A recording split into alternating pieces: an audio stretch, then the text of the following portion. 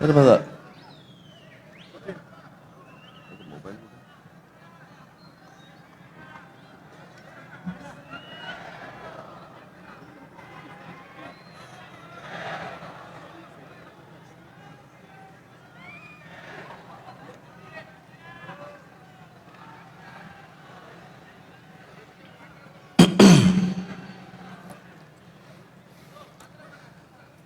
व्यासपीठावरती उपस्थित असलेले शिवसेना पक्षप्रमुख श्री उद्धव ठाकरे,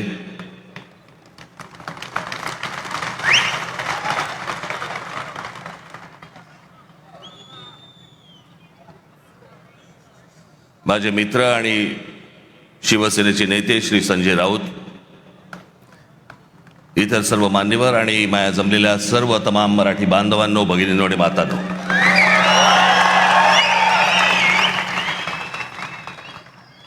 दरवेळेला इथे सभा घेतली की तो आमचा टेबल फॅन होतो. कुठे पाहायचं कळत नाही, इथे पाहायचंय का इथे पाहायचंय का इथे पाहायचंय. पण हे सरळ असल्यामुळे मी इथेच बघतो. चालेल ना?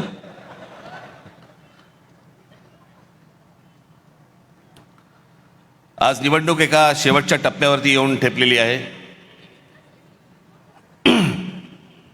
कालची सभा ही मुंबईची होती, आजची सभा ही ठाण्याची आहे. उद्या सायंकाळी 5 वाजता सगळा प्रचार थांबेल, संपेल आणि मग सरकारकडनं घराघरात पैसे वाटायला सुरुवात होईल. ती आधी झाली आहे सुरुवात. भारतीय जनता पक्षाचे लोक पैसे वाटतायत आणि शिंदेचे लोक पकडतायत. काय चालू आहे सरकारात तेच कळत नाही.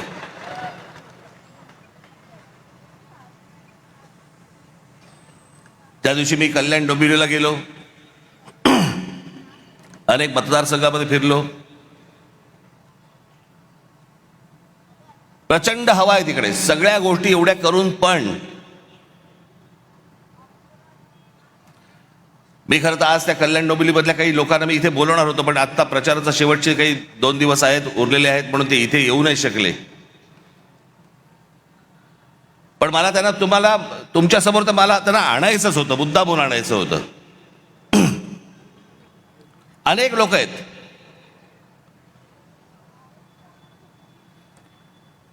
आज घराघरामध्ये 5-5 हजार रुपये वाटतात मतांसाठी.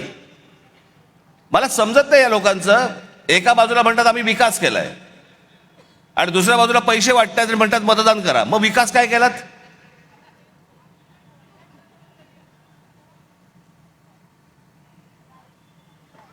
मला घेणाऱ्यांची चिंता आहे, देणाऱ्यांची नाही.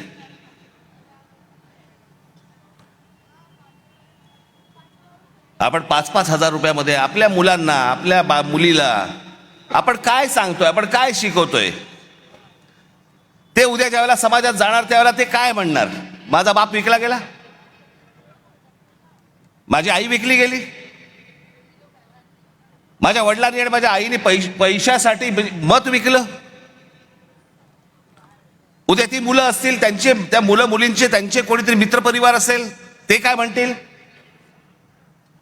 की अरे ह्यांच्या आई वडिलांनी मत विकलं, हे विकले गेले. विकले जातात. त्या कल्याण डोंबिवलीमध्ये बाजार, गुलामांचा बाजार असायचा ना पूर्वी. गुलामांचा बाजार मांडलेला असायचा, तसा गुलामांचा बाजार मांडला होता. महाराष्ट्रामध्ये 66 ठिकाणी पैसे देऊन, पैसे वाटून फॉर्म माघारी घ्यायला लावले.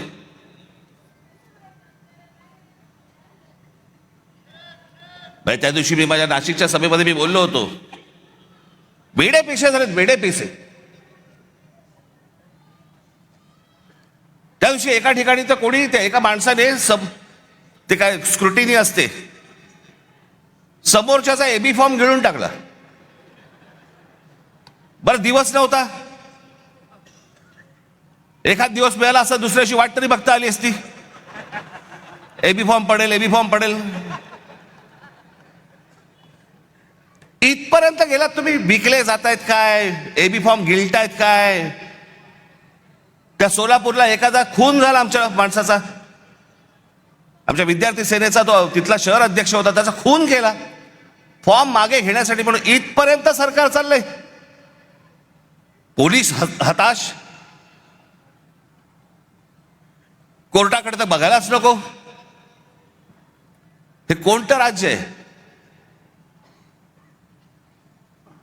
बिनधास्त सगळ्या गोष्टी सुरू आहेत. मला ती, म्हणून मी मगाशी म्हटलं ना, मला ती माणसं आणायची होती, ती त्या प्रचारामध्ये बिचारे गुंतलेत, त्याच्यामुळे मला इथे त्यांना बोलवता नाही आलं.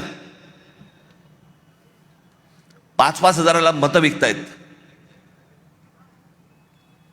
मी फक्त 2-3 माणसांची फक्त तुमच्यासमोर नावं घेतो, बाकीचे दत्ता येतील.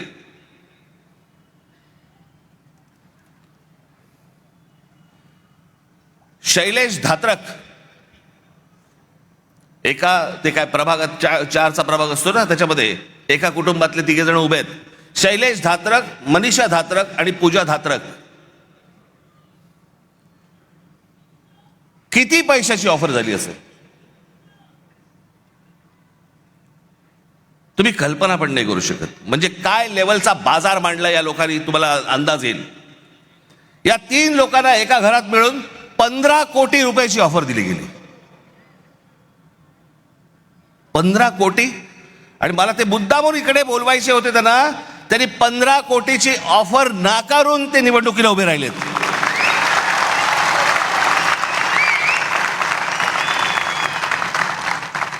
पंधरा कोटी रुपयाची ऑफर नाकारणारे कुठे आणि 5-5 हजार रुपयामध्ये मतं विकणारे कुठे? दुसरा मुलगी सौ राजश्री नाईक. कितीची ऑफर झाली? 5 कोटी रुपयाची. कुठे आहेत? या इकडे, या इकडे.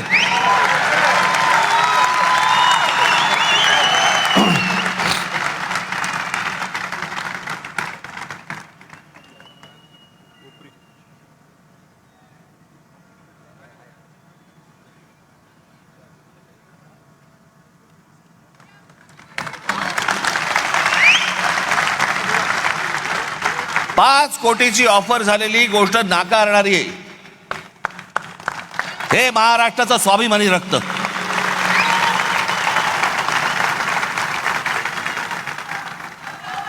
बसा ताई.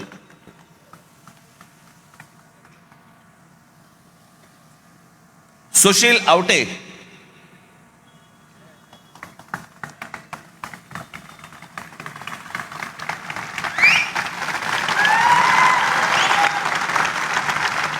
एक कोटी रुपयाची ऑफर झाली, नाकारले. अजून बरेच जण आहेत.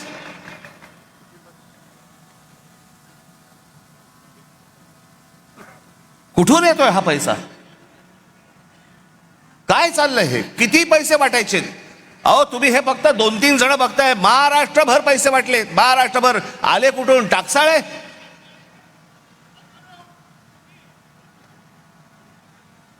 कोणाला 5 कोटी, कोणाला 10 कोटी, कोणाला 15 कोटी, कोणाला 1 कोटी, 2 कोटी. काय बघायलाच नको. ही कोणती महाराष्ट्रातील निवडणूक आहे? अहो इतकी वर्ष ह्या निवडणुका आम्ही बघतोय, अशी निवडणूक नाही पाहिली.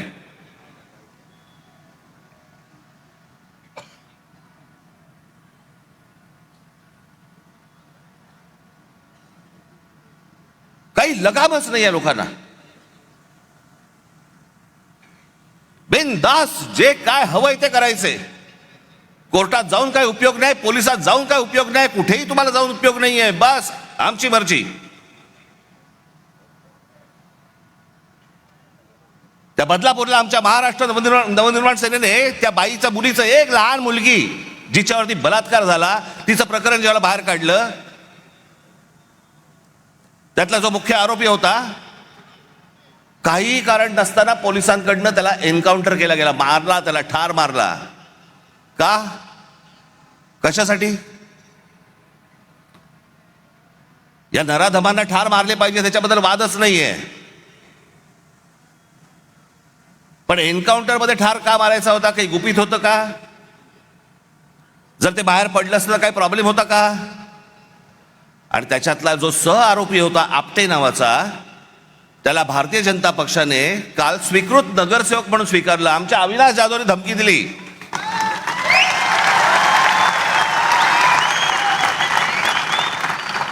की बदलापूरमध्ये आम्ही मोर्चा काढतो म्हटल्यानंतर त्या स्वतःहून माणसाने त्याचा राजीनामा दिला की नको मला स्वीकृत.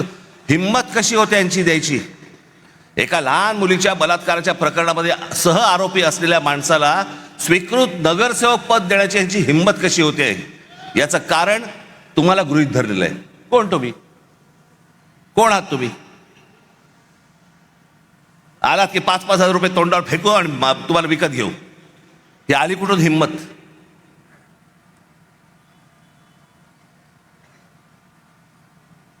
काल मी सांगितलं भ्रष्टाचाराचे आरोप आमच्यावरती करतायत. छगन भुजबळांना जेलमध्ये टाकणारे हेच देवेंद्र फडणवीस. त्यांना तर काय झालं माहित आहे मला. जेव्हा आले त्याला मला बरा वाटायचा, माणूस चांगला वाटायचा. आता पण बरा होता.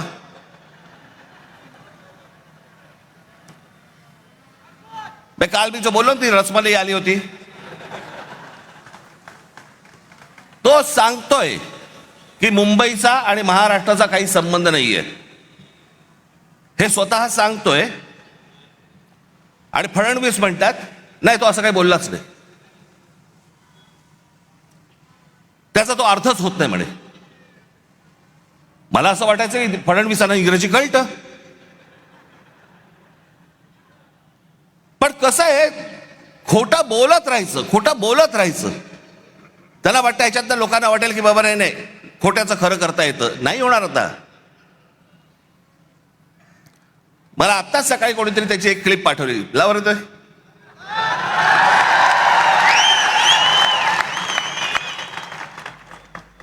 मला स्टेटमेंट बद्दल काय मला Bombay is not a Maharashtra city. Mumbai महाराष्ट्राची नाही याच्यानंतर असं हे म्हणत म्हटलंय. Bombay is not a Maharashtra city. Mumbai is not a Maharashtra city. असं नाहीये. Bombay is not a Maharashtra city.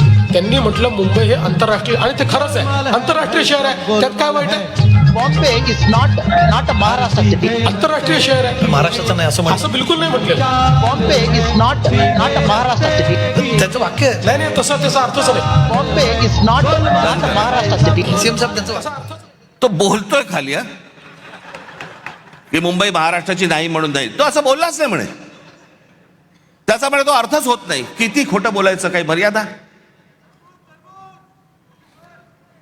कोणासाठी करताय हे तुम्ही? कशासाठी करताय हे?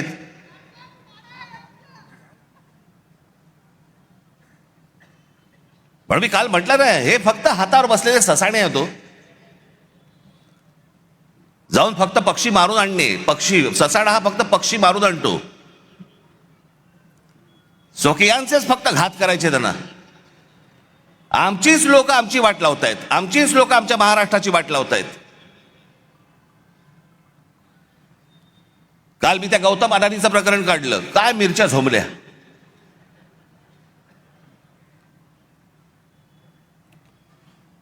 आणि काय पुढे सुरू केलं तर राज ठाकरेंचा माझा आणि गौतम अडाणीचा एक फोटो. बरं, मग पुढे माझ्या घरी गौतम अडाणी येऊन गेला एकदा. माझ्याकडे रतन टाटाही येऊन गेलेत. माझ्याकडे मुकेश अंबानी येऊन गेलेत. माझ्याकडे आनंद महिंद्राही येऊन गेलेत. अनेक उद्योगपती येऊन गेलेत. अनेक फिल्म मधले कलाकार येऊन गेलेत. घरी येऊन गेले म्हणून त्यांची काय पापं झाकायची का मी?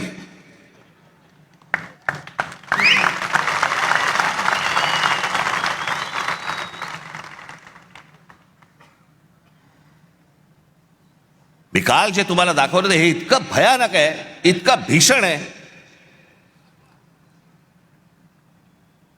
ते जे फोटो दाखवतात कधी 2-3 वर्षापूर्वीचा काहीतरी फोटो दाखवत आहेत, तो जेव्हा घरी आले होते. आता घरी आल्यावरती काय हाकलून देऊ?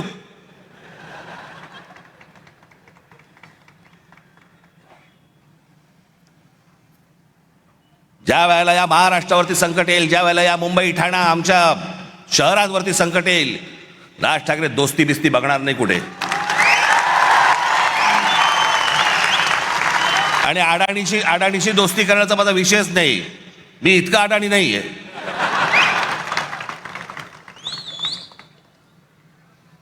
पण ते काल जे मी तुम्हाला दाखवलं त्याचं गांभीर्य नीट समजून घ्या. मी काल जे तुम्हाला सांगितलं की जवळपास 60% म्हणजे हा माणूस कधी सिमेंटमध्ये कधी नव्हता, तो आज माणूस 2 नंबरला सिमेंटमध्ये आलाय. आज देशातला 2 नंबरचा सिमेंटचा व्यापारी तो आहे. आज ही सगळी विमानतळ, आता नाही इथे गुजराती समाजातले लोक आले असतील, खरं तर आमचं तुमचं काही भांडण नाही आहे, फक्त आमच्याशी भांडायला येऊ नका.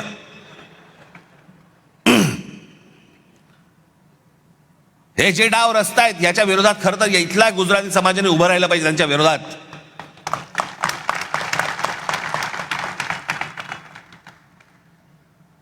पण हे मुद्दामून ज्या गोष्टी करतायत, हे काय करतायत, हा आत्ताचा जवळपास त्यांचे काहीतरी 6 का 7 का 8 काहीतरी विमानतळं या देशातली त्यांना दिलेली आहेत. विमानतळं तुम्हाला माहीत नसेल म्हणून मी तुम्हाला सांगतो, यातलं नवी मुंबईचं विमानतळ हे सोडलं तर गौतम अडानीने या देशामधलं एकही विमानतळ बांधलेलं नाही. दुसऱ्यांनी बांधलेली, दुसरे चालवत असलेली विमानतळं गन पॉइंट वरती स्वतःकडे घेतली. बांधलेलं फक्त एकमेव पोर्ट गुजरातमधलं फक्त मुंद्रा पोर्ट. बाकी देशभरामधली जेवढी पोर्ट्स आहेत ही सगळी दुसऱ्यांची होती. गन पॉइंट वरती सांगितलं ही मला पाहिजेत.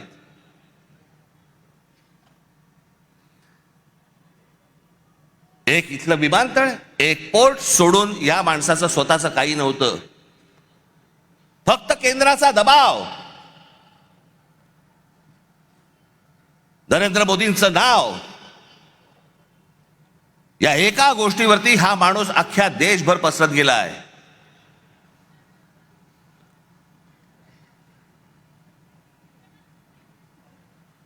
उद्या जर ही पोर्ट बंद झाली, तुमचा व्यापार ठप्प. उद्या देशामधली वीज निर्माण करणारा हा गौतम अडानी, उद्या वीज बंद केली, तुम्ही अंधारात सगळे. तक्रार कोणाकडे करायची?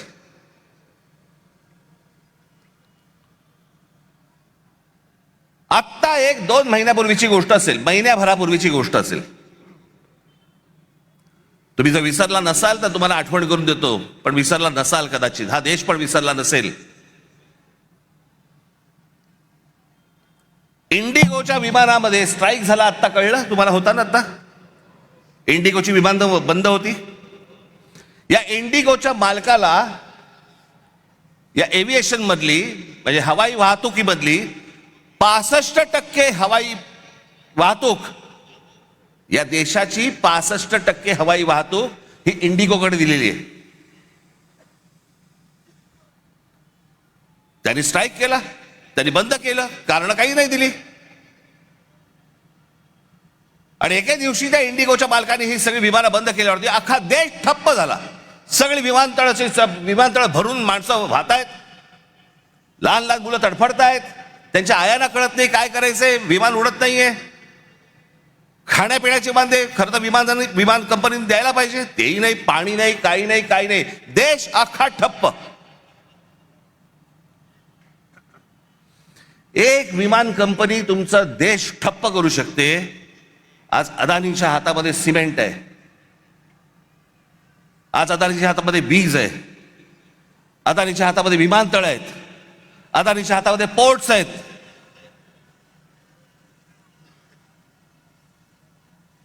लोखंडाचे व्यापार म्हणजे सगळं, म्हणजे उद्या हे जर समजा सिमेंटचे समजा करायला लागले, भाव वाढवायला लागले, तुमच्या घरांच्या किमती वाढत जाणार.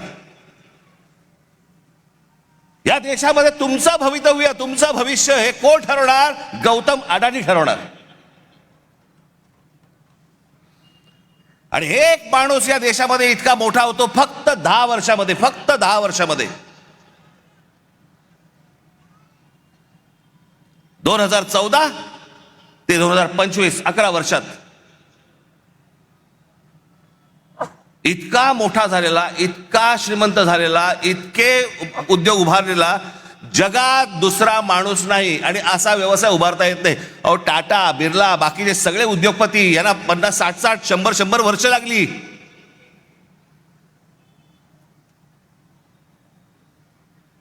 मी काल महाराष्ट्राचा नकाशा दाखवला, त्याच्यामध्ये सगळं दाखवलं की महाराष्ट्रामध्ये कशा प्रकारच्या गोष्टी होत आहेत.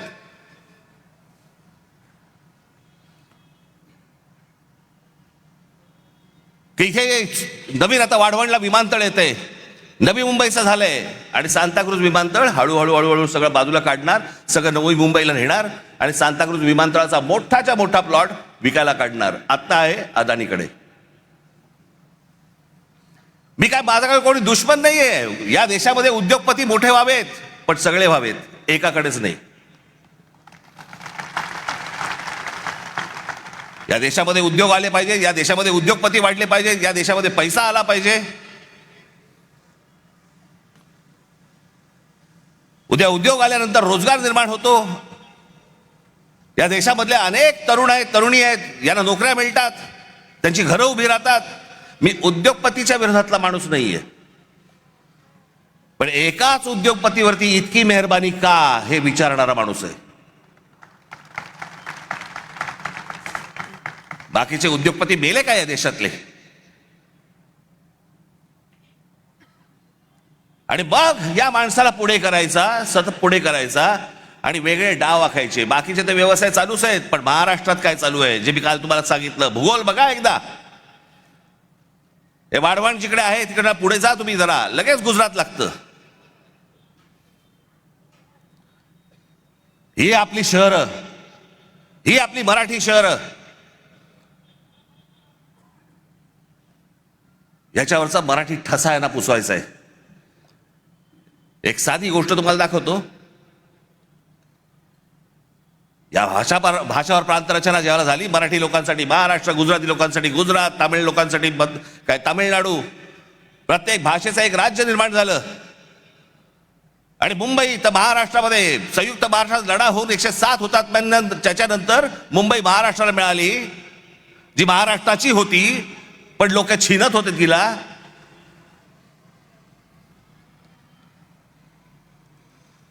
प्रत्येक राज्याची एक स्वतःची एक संस्कृती असते, प्रत्येकाची एक भाषा असते, प्रत्येकाचा एक स्वाभिमान असतो. आमच्या स्वाभिमानात तुम्ही दख लावताय. नवरात्राच्या वेळेला गरबा खेळला जातो. आमच्या इकडे मुंबईमध्ये पण होतात या गोष्टी, तुमच्याकडे होत असतील. अनेक आपले लोक, काय प्रत्येक जण गुजराती नसतो, आपले लोक अनेक जण जातात, गरबा खेळतात. अनेक महिला असतात, त्यांना गरबा आवडतो, खेळतात. चांगली गोष्ट आहे, वाईट काहीच नाहीये. पण तो आनंदाचा एक सणाचा विषय आहे. पण मुंबईत, महाराष्ट्र राज्याची राजधानी मुंबई विमानतळावरती जेव्हा गौतम अडानीने विमानतळ ताब्यात घेतलं, ते ताब्यात घेतल्यानंतर तुम्हाला काय सांगायचं होतं आम्हाला, ज्याच्यातनं ही कृती केली बघा.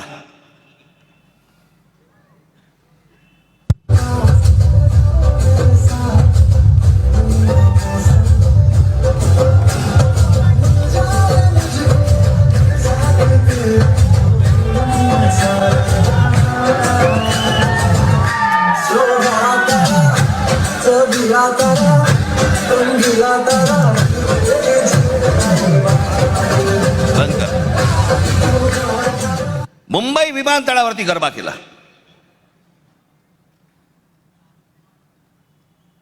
तुमची ओळख पुसून टाकायची. मुंबई तुमची नाहीये.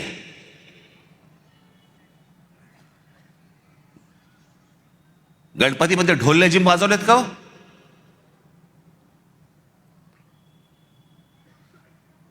आणि जर वाजवायचे असतील तर फक्त ढोल लेझिमच वाजले पाहिजे मुंबई विमानतळावरती, बाकी काही नाही.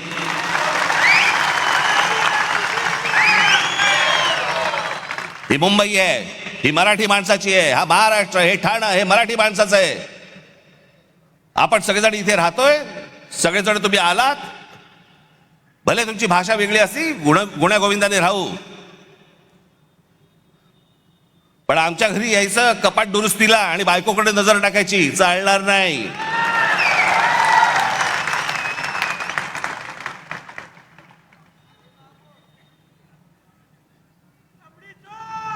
काय बेभानपणा सुरू आता इथे तुमच्या घोडबंदरला. या घोडबंदरला इथे नॅशनल पार्क मध्ये, ही लोकसत्तामध्ये आलेली बातमी आहे. लोकसत्तामध्ये 1000 एकर जमीन जंगलाची, जंगल आहे, डेन्स फॉरेस्ट, घनदाट जंगल. त्याची 1000 एकर जमीन ही एका उद्योजकाला विकतायत, जंगल काढून टाकतायत, झाडं तोडून टाकतायत. आत्ता बरं वाटलं मला की गणेश नाईक यांनी सांगितलं मी हे होऊ देणार नाही. आनंदाची गोष्ट आहे ती. पण मला कळलंय हे कोणाला करायचंय, एकनाथ शिंदेना करायचंय, त्यांच्या कुठे ओळखीचे आहेत.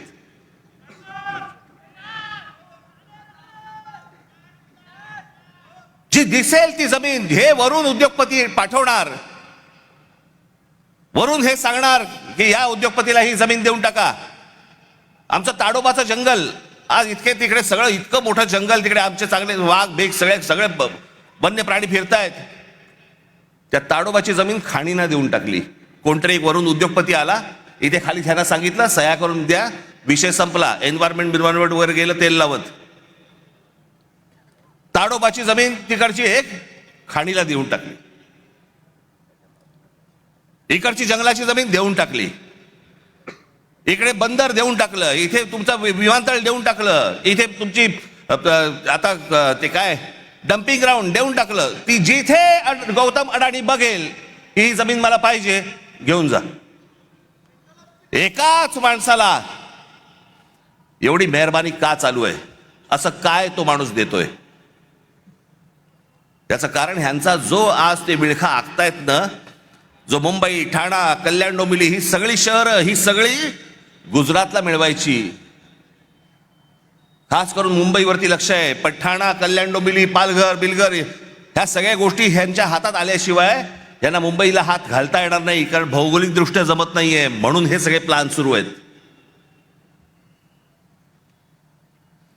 त्याच्यासाठी ह्या सगळ्या गोष्टी सुरू आहेत. आपण या गोष्टींचा नीट विचार केला पाहिजे. ही निवडणूक कशासाठीची निवडणूक आहे ती? ठाणे शहरामध्ये अनेक प्रश्न आहेत. जसे असे लोक बदा येत आहेत, बाहेरून येत आहेत. या आमच्या शहराची लोकसंख्या वाढते, तसे प्रश्नही गहन होत आहेत. काल परवाकडे मी इथे ठाण्यामध्ये फिरताना मला इतकं वाईट वाटलं. 2 रस्त्यांच्या मध्ये एक कठडा होता. त्या कठड्यांवरती माझ्या काही माता भगिनी संध्याकाळच्या फक्त गप्पा मारायला बसल्या होत्या. रस्त्यांच्या मध्ये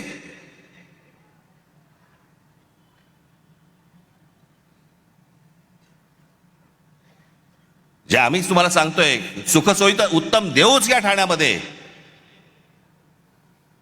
पण तुम्ही असाल, तुम्ही टिकलात तर, तुम्हाला या ठाण्यात ठेवलं तर उद्या भविष्य काळात असं नको व्हायला की उद्या ठाण्याचे सगळे प्रश्न कोण सोडवते? गुजरात सरकार. कारण महाराष्ट्रापासून वेगळे झाले. अनेक जण मला म्हणतात की नाही ते दरवेळेला तुम्ही घाबरवता, असं होणार. मी म्हटलं मी दरवेळेला तेव्हापासून नाही बोलत आहे. मला आता कळतंय उंबरठ्यावरती संकट येऊन उभं आहे.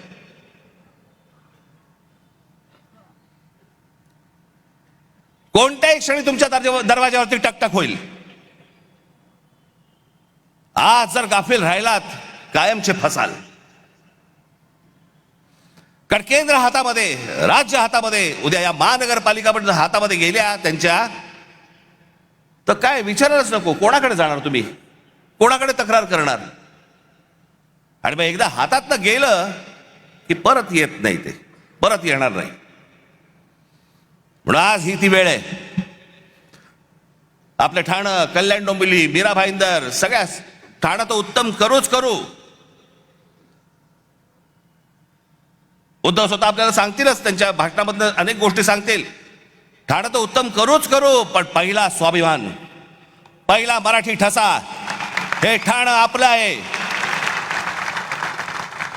हे ठाणं टिकवणं, यांनी जो आराखडा आखलेला आहे तो सगळा उद्ध्वस्त करणं हे तुमच्या हातामध्ये आहे. नाही तर उद्या आमच्या पोलीस खात्यामध्ये देखील या बाहेरच्या राज्यांमधली लोक भरली जाणार. आमच्या महानगरपालिकांमध्ये देखील बाहेरच्या राज्यातली लोक भरली जाणार. हे काही कमी करणार नाहीत या गोष्टीला. कोण तुम्ही, कोण आहात? तुम्हाला गृहीत धरलेलं आहे. तुमची किंमतच नाही या लोकांना मुळात.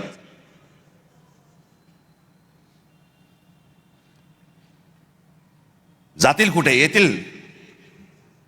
1.5 दमडी फेकली की येतील. हा जो त्यांचा आत्मविश्वास आहे, हा आत्मविश्वास तुम्हाला या निवडणुकीमध्ये मोडून काढायचा आहे. तुमचे जे कोणी मित्र परिवारातले लोक असतील, तुमचे जे कोणी नातेवाईक असतील, त्या सर्वांना सांगा की या आत्ताच्या येणाऱ्या उद्या 15 तारखेला शिवसेनेची मशाल आणि महाराष्ट्र नवनिर्माण सेनेचं इंजिन हे जोरात धावलं पाहिजे, जोरात चाललं पाहिजे. आम्हाला सत्तेचा अभ्यास नाहीये. वाईट या गोष्टीचं वाटतं, डोळ्या देखत शहरं जाऊ नयेत, डोळ्या देखत इतरांनी ही शहरं घेऊ नयेत, एवढ्यासाठीचं हे फक्त आत्ताचं हे युद्ध आहे. येत्या 15 तारखेला आपण सर्वजण सतर्क राहा, कुठेही गाफील राहू नका. जे BLA असतील, जे नेमले गेलेली माणसं असतील, बूथवरती सकाळी 6 वाजता जा. आणि जे काल सांगितलं परत सांगतोय, जर दुबार मतदार वगैरे करायला कोणी आले, तिथेच कान फडवायचे, तिथेच ठोकायचे, तिथेच मारायचे. ही शहर वाचवा, एवढंच फक्त आपल्याला सर्वांना आवाहन करीन आणि आपली सर्वांची मी रजा घेईन. धन्यवाद. जय हिंद, जय महाराष्ट्र. धन्यवाद राजसाहेब. यानंतर शिवसेना पक्षप्रमुख आदरणीय उद्धव साहेब ठाकरे यांना मी विनंती करतो की आपण मार्गदर्शन करायचंय. मराठी एकजुटीचा नाही ना, हे फक्त केलेली कामं ठेवा. ते पुढे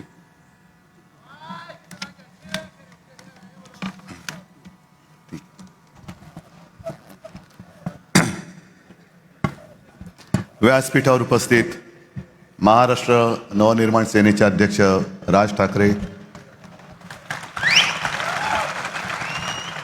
संजय तर आमचा दोघांचा कॉमन मित्र आहे. व्यासपीठावरील सर्वच तिन्ही पक्षाचे, राष्ट्रवादीचे सुद्धा नेते आहेत आणि उद्याचे या नगराचे नगरसेवक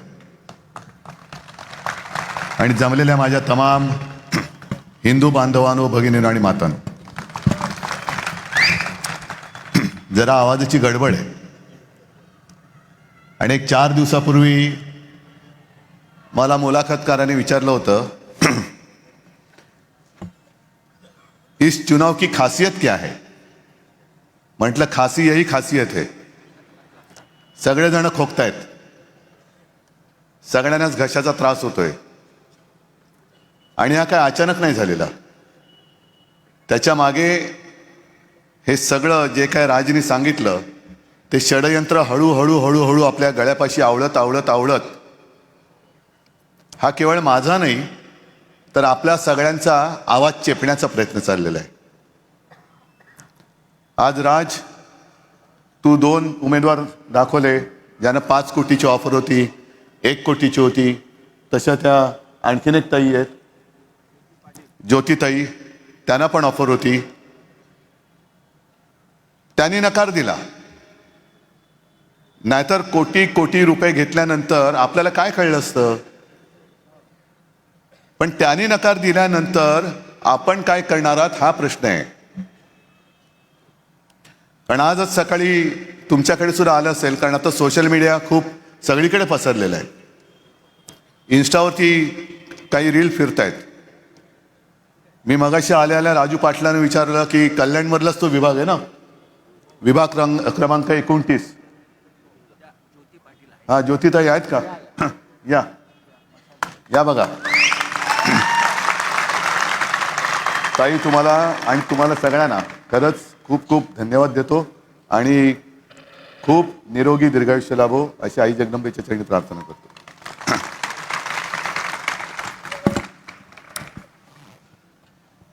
प्रभाग क्रमांक 29 हे सगळं मी फोनवरती पाहिलं. घराघरामध्ये पाकिटं जात आहेत, पैशाची पाकिटं. आणि हीच आता निवडणूक संपली आहे, नेमणुका सुरू झालेल्या आहेत. आणि आम्हाला किंवा तुम्हाला असं वाटत असेल की आपण मतदान करतोय म्हणजे आपलं सरकार निवडतोय, मला असं वाटतं की ही कदाचित शेवटची निवडणूक असेल. कारण याच्या पुढे आता देशाचे पंतप्रधान देश चालवतील असं वाटत नाही, राज्याचे मुख्यमंत्री राज्य चालवतील असं वाटत नाही. कोण चालवेल देश, कोण चालवेल राज्य? आणि आपण बसा बोंबलत, महापौर कोण होणार? मला एक गोष्ट कळत नाही, म्हणजे आम्ही 2 भाऊ 20 वर्षांनी एकत्र आलो. जेव्हा एकत्र नव्हतो तेव्हा विचारत होते एकत्र येणार की नाही येणार. उद्या तुम्ही असे कराल का, एकत्र येणार का. आता आलो. आजच मला कोणीतरी विचारलं की तुमची जी काही युती झाली त्याच्यात जागा वाटप कसा झाला. आणि मी त्यांना उत्तर दिलं, मुळामध्ये आमची युती जागा वाटपासाठी झालेलीच नाही, मराठी माणूस जागा करण्यासाठी आमची युती झालेली आहे. जागा वाटप कसलं, आमचीच जागा आहे. आणि सगळी आम्ही म्हणजे एका घराण्याचीच लेकरं आहोत. आपण सगळी एका मातेची, एका मातीची लेकरं आहोत. मग दुसरा प्रश्न येतो की तुम्ही मराठी करताय, इतर भाषिकांचं काय. म्हटलं काय, इतर भाषिकांनी कोणी तक्रार केली का तुमच्याकडे. आमचा विरोध दुसऱ्या भाषिकांना किंवा भाषेला नाहीये, पण आमच्यावरती जो दादागिरी करतोय, आमच्या घरात घुसून त्याला त्याच भाषेत उत्तर नाही दिलं तर कशाला छत्रपतींचं नाव घ्यायचं. असा कोणतरी एखादा मराठी माणूस आहे का की कोण तो राज तू बोलला तो मलई का कोण कलई, त्याच्या तिकडे जाऊन बोलेल की या शहराचा या राज्याशी संबंध नाही. उभा चिरतील त्याला तिथल्या तिथे. आम्ही सहनशील आहोत. आम्ही सगळ्यांना आपलं मानत आलो. आणि आता आपलं मानता मानता जे कोणी आमच्याशी दादागिरी करतायत त्यांना थोडंसं त्यांना कानफटा एवढं दाखवून दिलं तर काय चुकलं आमचं, काय चुकलं काय आमचं. इतर भाषिकांचं आमचं काहीच म्हणणं नाहीये. मराठी आमची आई आहे, ठीक आहे, हिंदी आमची मावशी आहे. पण या गद्दाराबरोबर जो आणखीन एक गद्दार मुंबईचा गेलाय, तो जे मध्ये बोलला होता की मराठी माझी आई आहे, हिंदी माझी मावशी आहे, आई मेली तरी चालेल. अरे आईवरती वार करणारी अवलाद, म्हणजे एवढी गद्दार लोक या महाराष्ट्रामध्ये निपजू कसे शकतात हेच मला कळत नाही. आई मेली तरी चालेल, कशाला, आई तर पाहिजेच. मावशी असू द्या, काकी असू द्या, मामी असू द्या, आणखीन कोणी असू दे ना. मोहन भागवत सांगतात ना, कुटुंब वाढवा, मोठं कुटुंब घेऊन फिरा की. आम्ही कुठं नाही म्हणतोय, करा मोठं कुटुंब, सुखी कुटुंब. की त्याच्यातले नोकऱ्या किती जणांना लावणार हे भागवतांनी सांगावं का नुसती बेकारांची फौज तयार करणार हिंदुस्थानामध्ये. जो माणूस शिवसेनेशी गद्दारी करतोय तोच आता ठाण्याशी गद्दारी करायला लागलाय, ठाण्याकरांची गद्दारी करायला लागलेला आहे. म्हणजे राजनी आता जे सांगितलं वन जमीन, 1001 एकर जमीन, म्हणजे मला धक्का बसतोय की ती जमीन त्यांनी देऊन टाकली आणि बाहेर पडल्यानंतर बावनकुळे म्हणतायत की मला माहितीच नाही ही वन खात्याची जमीन आहे. अहो कशाला तिकडे बसलाय झक मारायला मंत्री म्हणून. मुख्यमंत्री मी पण होतो, पण एक सुद्धा वन जमीन मी कोणाला 1 इंच सुद्धा उद्योगपतीला देऊ दिली नव्हती. उलट जंगलाची व्याप्ती मी वाढवली होती. माझ्या काळामध्ये जेवढं जंगलाचं काम झालं, जंगलं वाढवली, तेवढी मला नाही वाटत ह्या आधी कोणी केले असतील. कोणीच केलं नसेल. आणि गणेश नाईकांना मला सांगायचंय की कारण त्यांनी कसं आहे, ते शेवटी माणूस आहे, माणूस आहे. त्यांनी मध्ये एक ऑर्डर काढली बिबट्याना, शूट ॲट साईट. कारण बिबट्या आता मानवी वस्तीत घुसायला लागले, नाही घुसता कामा, बरोबर आहे. पण बिबटे जर का मानवी वस्तीत दिसले तर शूट ॲट साईट. मग माणूस जर बिबट्याच्या वस्तीत दिसला तर काय, मग काय करायचं. आणि ज्या उद्योजकांसाठी, विकासकांसाठी जंगलाची जमीन जो कोणी सही करून त्यांना आंदण देत असेल, त्या सही करणाऱ्याला Ganesh Naik shoot at sign करणार आहेत का. जो सही करेल त्याला गोळ्या घाला. जो जंगल उद्योगपतीला देईल, जो त्याच्यावर सही करेल त्याला गोळ्या घाला. असं काम वनमंत्री गणेश नाईक करून दाखवणार आहेत का. हिंमत आहे का त्यांच्यामध्ये. बाकी सगळं ठीक आहे. ही जी काय खेचाखेची सुरू आहे, कशासाठी खेचताय. ही महापालिका, अरे ही मला आठवत आहे 1968 साल असेल किंवा त्याही आधी असेल. मी लहान होतो तेव्हा. शिवसेना प्रमुख तेव्हा इथे आधी दिवसभर प्रचाराला यायचे. संध्याकाळी मग माबरोबर मी इथे यायचो. आणि ठाणं म्हणजे काय, तेव्हाचं ठाणं किती जणांना आठवत असेल, मला सुद्धा नीट आठवत नाही, पण बैलगाडीतून प्रचार केला जायचा, बैलगाडीतून. आणि वसंतराव मराठे हे पहिले जनतेतून निवडून आलेले नगराध्यक्ष होते शिवसेनेचे.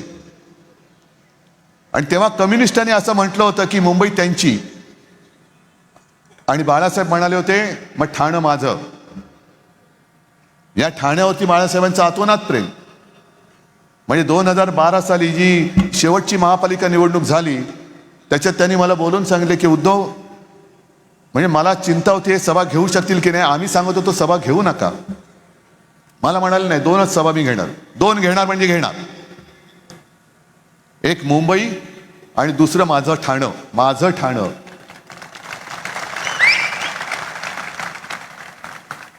हे एवढं प्रेम बाळासाहेबांचं तुमच्यावरती. आणि मला आजही आठवतंय, आता विकासकाच्या गोष्टी किंवा विकासाच्या गोष्टी या अनेक होत आहेत. तेव्हाची गरज काय होती, अशीच कुठेतरी सभा होती, गावदेवी मैदान असेल, देव जाणे कुठलं, कारण मी लहान होतो. आणि बाळासाहेब भाषण करताना चिठ्ठी आली. चिठ्ठीत वाचलं की आम्हाला नाट्यगृह नाही. आणि बाळासाहेबांनी तिथले तिथे वचन दिलं, तुम्ही मला महापालिका द्या, मी तुम्हाला नाट्यगृह दिलं. आणि तसं ते गडकरी रंगायतून उभं राहिलं.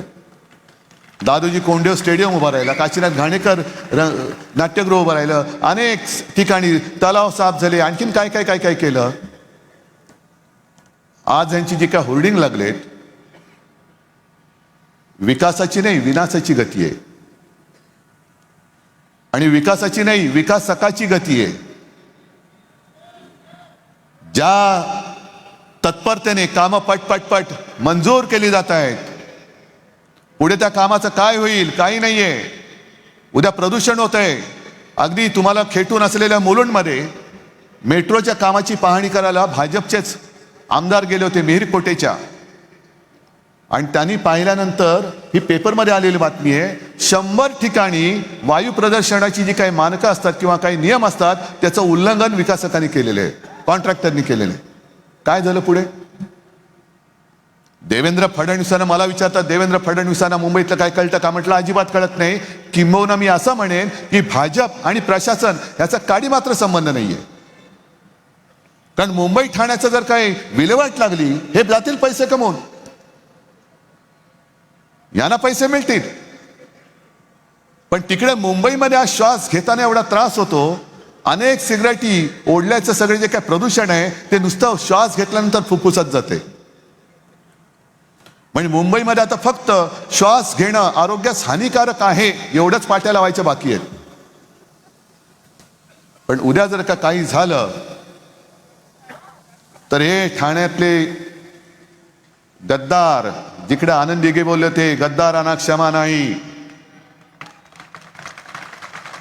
हे जातील निघून 5 स्टार शेतामध्ये हेलिकॉप्टर घेऊन. देवेंद्र फडणवीस जातील नागपूरला आणि तिसरे जातील काका मला वाचवा म्हणून बारामतीला. ठाणेकर आणि मुंबईकर बसतील बोंबलत.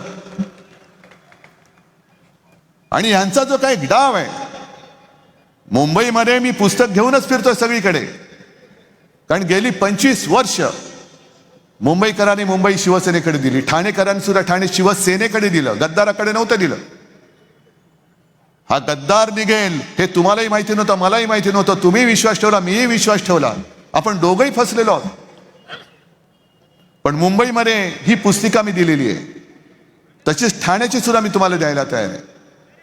कुठलंही पान तुम्ही उघडा, याच्यात मुंबईमध्ये केलेले एक काम, जी वचनं आम्ही दिली होती ती प्रत्येक वचनाची पूर्तता ही आम्ही केले, या पुस्तकात दाखवलेलं आहे. अगदी काही योजना जसा कोस्टल रोड हा आपण केलेला आहे, मुंबईकरांच्या पैशातून केलेला आहे. पण कोस्टल रोडचं श्रेय हे घेतात आता.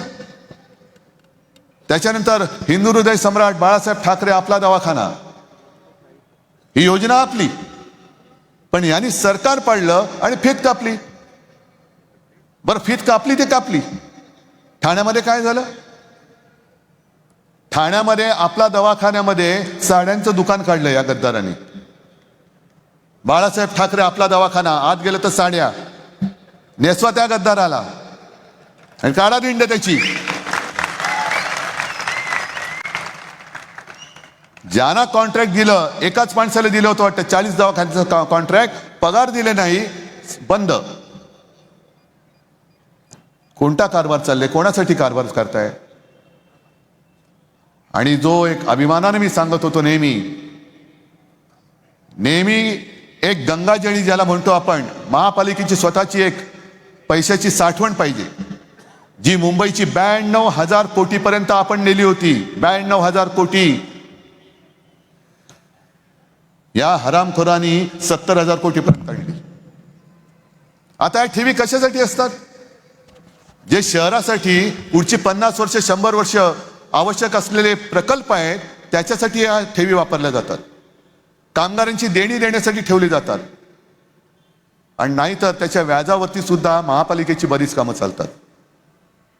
एखादं काम जसं कोस्टल रोड त्या ठेवीतून केलं, पण ते काम देताना आवक जावक बघावी लागते की किती खर्च येणार आहे, किती पैसा लागणार आहे, मग हा पैसा एवढा दिल्यानंतर इकडे पैसा परत कुठून येणार आहे, याचा काही ताळमेळ न घालता मुंबईच्या डोक्यावरती आता 3 लाख कोटीचं देणं करून ठेवले. 3 लाख कोटीचा घोटाळा याने मुंबईत केलाय.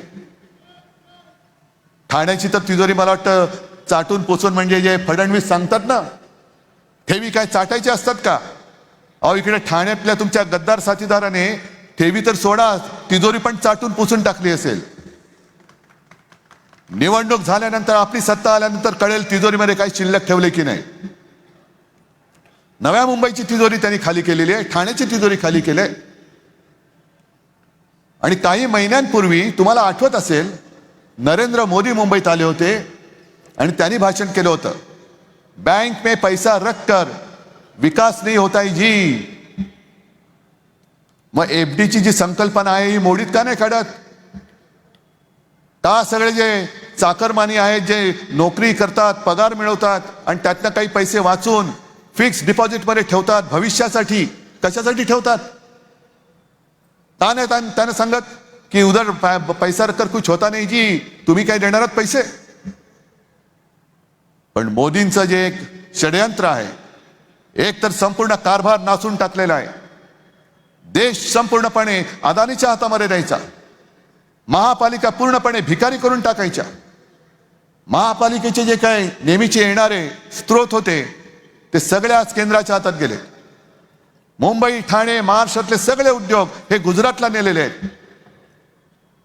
आणि मग मुंबई महापालिका भिकारी करायची, ठाणा भिकारी करायची, नवी मुंबई भिकारी करायची. पूर्वी ऑक्ट्रॉयच्या निमित्ताने जो थेट पैसा महापालिकेच्या तिजोरीत यायचा, तोही आता बंद झालाय. आता जीएसटी थेट जातो दिल्लीत. आणि मी मुख्यमंत्री होतो तेव्हा दर वेळेला चौकशी करायचो, किमान 20 ते 25 हजार कोटी रुपये हे दिल्लीतनं येणं बाकी असायचं. किमान 20 ते 25 हजार कोटी. मग प्रत्येक वेळेला आम्हाला त्यांना सांगावं लागायचं की अहो, आमच्या हक्काचे पैसे तर आम्हाला द्या. मग ते पैसे तिकडनं आल्यानंतर महापालिकेला पैसे द्यायचे. मग महापालिका ही नागरिकांच्या सेवा सुविधांसाठी ते पैसे वापरणार.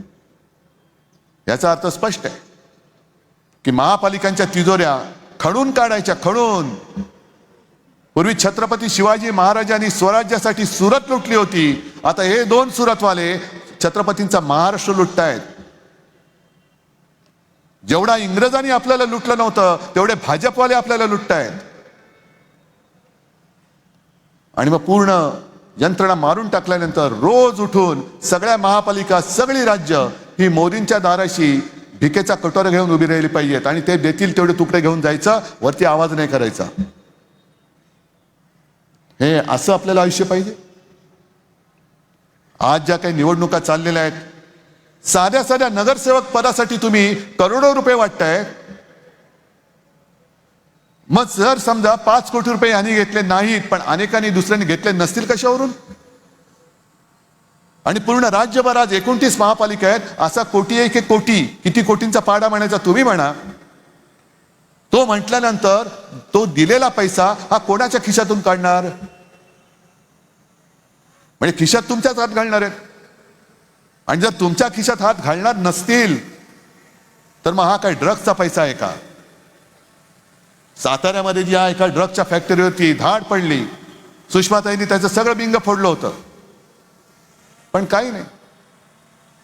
देवेंद्र फडणवीस, मी म्हणेन एवढं कोडगं सरकार आजपर्यंत महाराष्ट्राला कधी लाभलं नव्हतं. पोडगे आहेत सगळे, निर्लज्ज आहेत.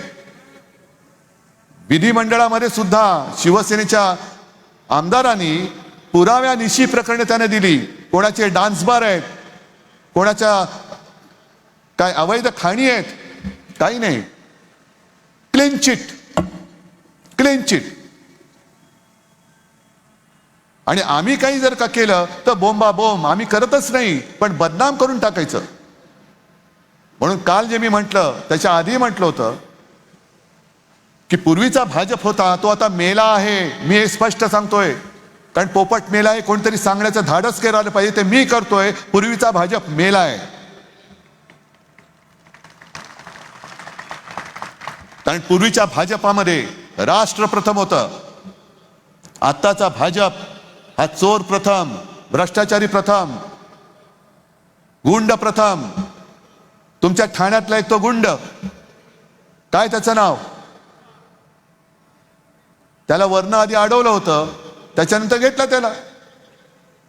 म्हणजे भाजपचं कसं झालेलं आहे की आधी करायचं, म्हणजे आता ही वनजमीन दिली, त्याच्यानंतर त्या तुषार आपटेला स्वीकृत नगरसेवक केलं, आणखीन कोणी मग काहीतरी केलं. मग त्या पालघरच्या साधू हत्याकांडात ज्याच्यावरती आरोप केले त्याला पक्षात घेतलं. आणि मग लोकांनी म्हणजे आधी कपडे काढायचे, स्वतःच कपडे काढणार, आणि लोक असली तर पुन्हा निर्लज्जपणे कपडे काढणार. पण मधल्या काळात काढले होतेच ना कपडे, पाहिले ना लोकांनी. पूर्वी ती एक पेनची जाहिरात होती ना, सब कुछ दिखता है, तसं भाजपचं चाललेलं आहे. अगदी कोडगेपणाने लोकांची मनं वगैरे. या कल्याण डोंबिवलीमध्ये सुद्धा जनसुनावणी झाली. अदानी सिमेंटचा प्लांट टाकतोय ना, अदानी सिमेंटचा प्लांट कल्याण डोंबिवलीमध्ये.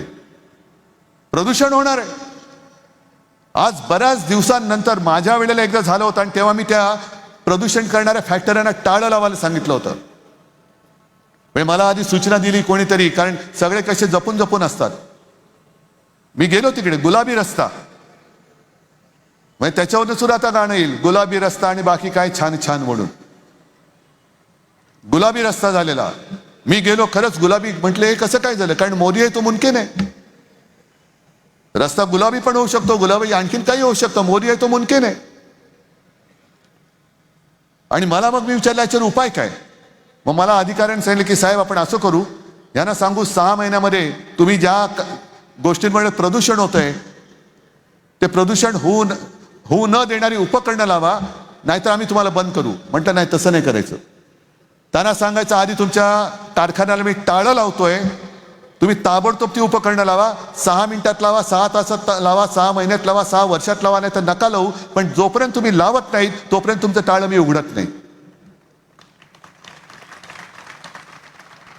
मग पुढे काय झालं माहिती नाही, परत गुलाबी रस्ता, गुलाबी रस्ता आणि पैसे छान छान. हा कसा चालणार कारभार. आज ज्या गोष्टी आम्ही तुमच्यासाठी केल्या ह्या तुमच्या समोर आहेत. वचननामा सुद्धा आम्ही तुमच्या समोर दिलेला आहे. आणि ठाणेकरांना मला विचारायचंय, आम्ही 2 भाऊ कशासाठी एकत्र आलो. जर उमेदवाराला 5 कोटीची ऑफर होत असेल तर आम्हाला कितीची ऑफर होऊ शकते. का म्हणून आम्ही रक्त आठवायचं, का म्हणून आम्ही यांच्या समोर उभं राहायचं. पण आमच्यातलं जे रक्त आहे, ठाकरे रक्त, हे आम्हाला गप्प नाही बसू देत.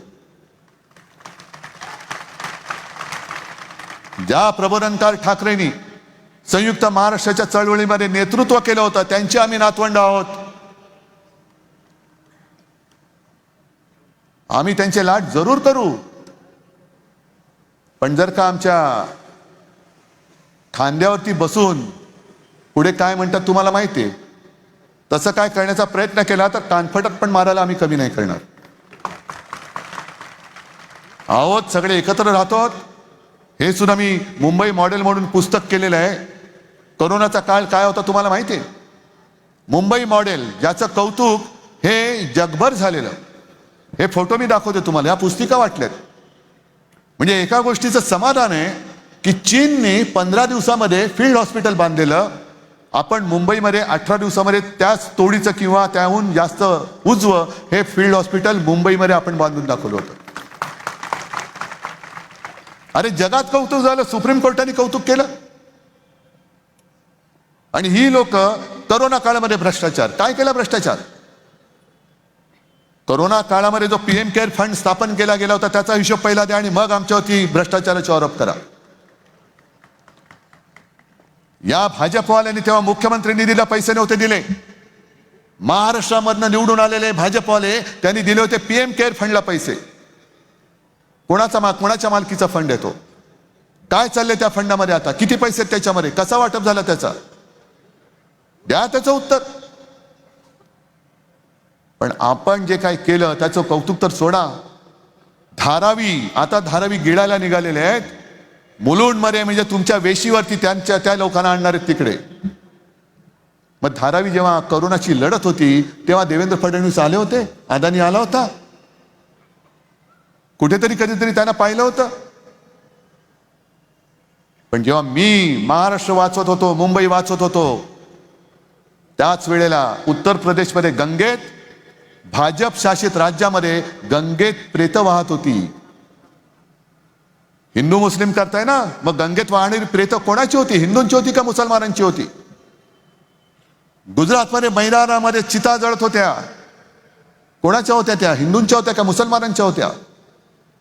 का तुम्ही आमच्या या रोजच्या जीवनाच्या निवडणुकीमध्ये धर्म का आणतायत? भाषिक विष का चालवतात? सुरुवात त्यांनी केलेली आहे, शिवसेनेची आणि राजची आणि अर्थात पवार साहेबांची. जर सत्ता आली तर अमुक महापौर होईल. मग आम्ही जेव्हा म्हटलं की मुंबई आणि आज ठाण्याचा सुद्धा महापौर मराठी होईल, मग हे म्हणायला लागले नाही महापौर हिंदू होईल. का हो? तुम्ही मराठी माणसाला हिंदू नाही मानत? आम्ही सांगतो ना, जे शिवसेना प्रमुख सांगायचे की देशामध्ये आम्ही हिंदू आहोत पण महाराष्ट्रामध्ये आम्ही मराठी आहोत.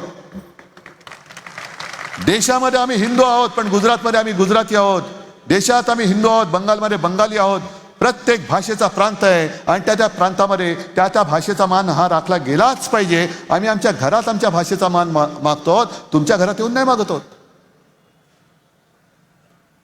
आणि इतर राज्यामध्ये मला एक माणूस असा दाखवा, मराठी माणूस जो तिकडे जाऊन दादागिरी करतोय. आहे कोण? तिथे जाऊन तो बिल्डर झालाय आणि तिथल्याच माणसाला घर नाकारतायत. उभा चिरतील त्याला तिथल्या तिथे. आमचं भांडण फक्त न्याय हक्कासाठी आहे. आम्ही ही सगळी करोना काळामध्ये जी कामं केलेत याच्यामध्ये सर्व भाषिकांची, सर्व अगदी मुसलमान सुद्धा त्याच्यामध्ये होते, त्यांना सुद्धा उपचार केलेले आहेत. ख्रिश्चन सुद्धा होते, त्यांचे सुद्धा उपचार केलेत.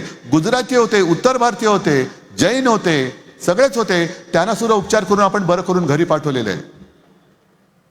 जी कामं आपण ठाण्यात केली, मुंबईत केली, कोस्टल रोड केला, त्या कोस्टल रोडवरनं सगळेच जातात ना, सगळे धर्मीय जातात, सगळे भाषिक जातात. आणि विशेष म्हणजे तो कोस्टल रोड हा टोल फ्री आहे. गडकरींसारखा टोलवाला नाही आहे तो. मुंबई गोवा रस्ता 200 वर्ष खड्डा पडणार नाही. अरे 200 वर्ष तो होणार की नाही हे आम्हाला कळत नाही अजून. किती वर्ष चालू आहे. तर ही निवडणूक ही ठाकरे बंधूंची नाहीये. आम्ही असे अनेक विजय सुद्धा मिरवलेले आहेत, पराभव पचवलेले आहेत. आजोबा जेव्हा लढत होते तेव्हा तर ते निवडणुका लढतच नव्हते. शिवसेना प्रमुखांनी कधी निवडणूक नाही लढवली. आमची तळमळ आहे ही तुमच्यासाठी आहे. आज संपूर्ण देशात, संपूर्ण महाराष्ट्रामध्ये कोण यांच्या झुंडशाही विरुद्ध आवाज उठवतोय? काय पडले आम्हाला गरज? पण आम्ही तुम्हाला बांधील आहोत, अदानी किंवा भाजपला बांधील नाही आहोत. आम्ही देशभक्त आहोत, आम्ही महाराष्ट्र भक्त आहोत, आम्ही मोदी भक्त किंवा भाजप भक्त नाही आहोत.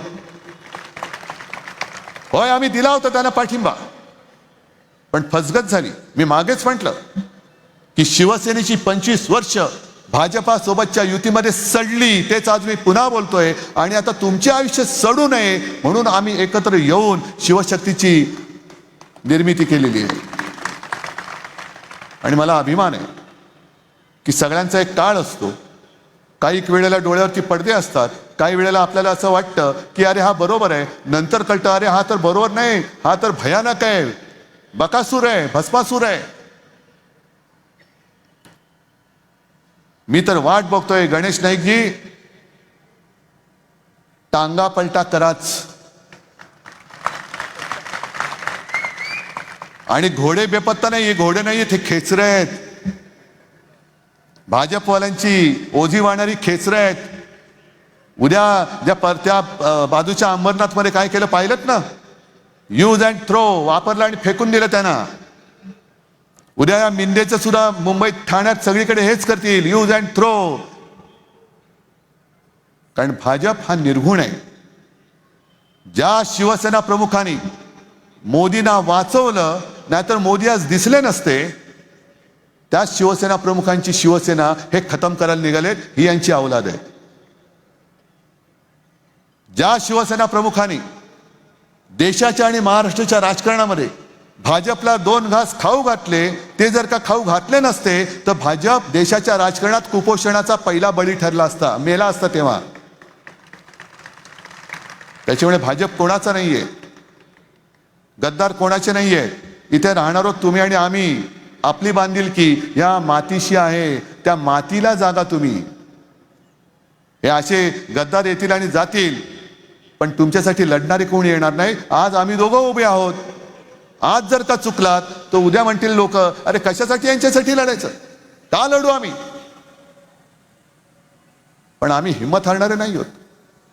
ही आज एवढी तोबा गर्दी इकडे दिसते, ही पैसे न देता किंवा पैसे न घेता आलेली लोक आहेत.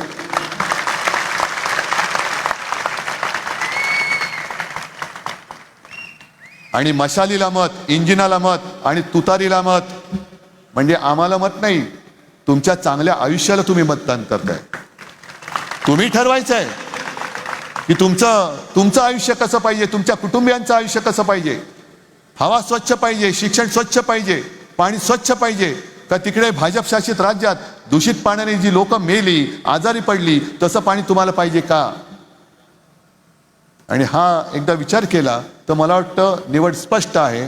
जिथे जिथे मशाल असेल तिथे मशाल, जिथे इंजिन असेल तिथे इंजिन, आणि जिथे तुतारी असेल तिथे तुतारी.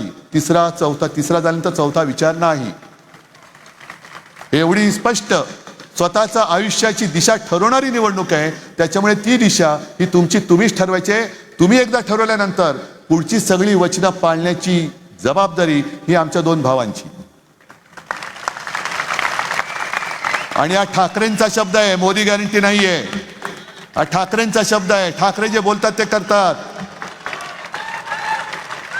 पण ठाणेकर बोलतात ते करणार का, नक्की. मग विजय मिरवणुकीला आम्ही यायचं. महापौर आपला, सगळ्यांना शुभेच्छा देतो. जय हिंद, जय महाराष्ट्र. धन्यवाद सर. यानंतर राष्ट्रगीत होईल.